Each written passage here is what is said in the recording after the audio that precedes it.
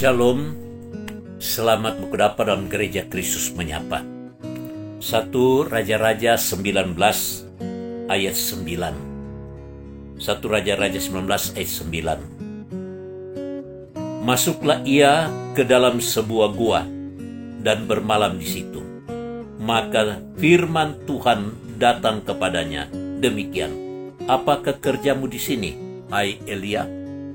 Menarik kalau kita ikuti cerita ini, bagaimana Elia setelah memenangkan pertarungan spiritual, mengalahkan 850 Nabi Baal dan Nabi Asyera, dan kemudian disaksikan oleh rakyat, dan Raja Ahab sendiri menyaksikannya.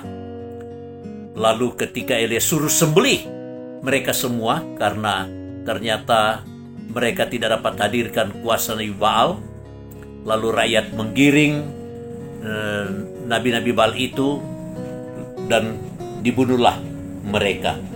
Setelah dibunuh, Ahab pulang, lalu Ahab menceritakan kepada istrinya bagaimana nabi-nabi Baal yang diberi makan oleh Raja Ahab dan Isabel ternyata sudah mati dibunuh oleh rakyat yang diperintahkan oleh Elia.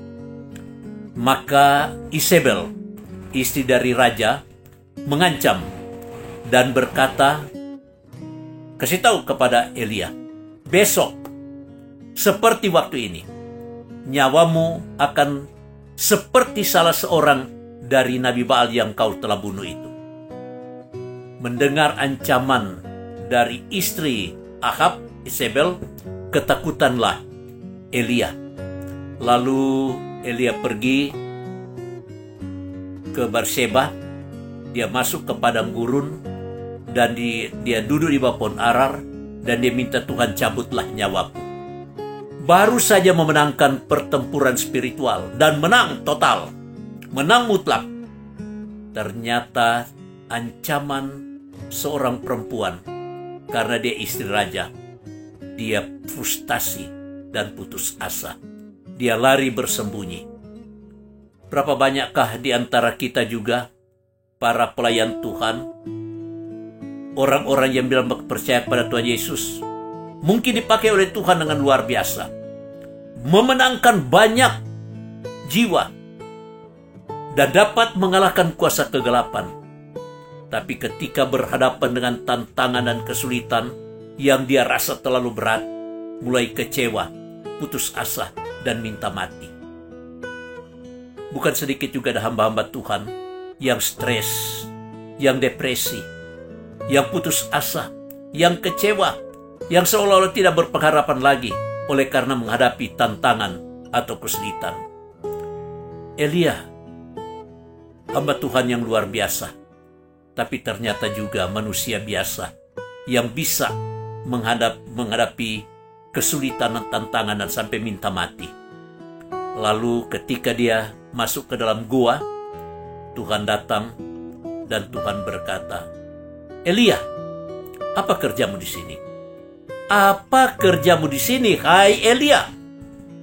Mungkin juga Tuhan bertanya kepada masing-masing kita yang sedang putus asa, yang sedang kecewa, yang mungkin sedang merencanakan meninggalkan pelayanan, atau sudah merasa tidak berdaya dan sudah memikirkan hal-hal yang negatif. Mungkin Tuhan datang dan bertanya, apa kerjamu di sini? Apa gunanya engkau merenung hal-hal yang mengecewakan? Apa gunanya engkau hidup dalam keputusasaan? Apa gunanya engkau kehilangan iman? Bangkit kembali. Pergi. Urapi Raja Israel, urapi Raja Aram, dan urapi Elisa yang nanti akan mengganti engkau sebagai nabi.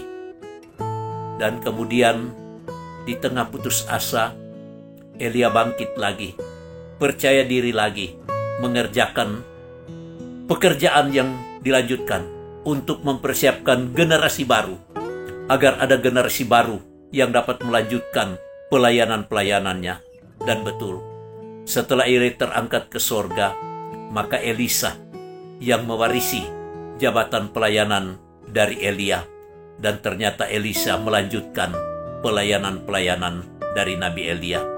Mari pelayan-pelayan Tuhan, anak-anak Tuhan, jangan terpaku kepada pergumulan, masalah, tantangan yang membentang. Pandanglah terus pada Tuhan. Tuhan Yesus berkata dalam Matius 11 ayat 28, "Marilah kepadaku, hai kamu sekalian yang letih lesu dan berbeban berat, aku akan memberikan kelegaan kepadamu."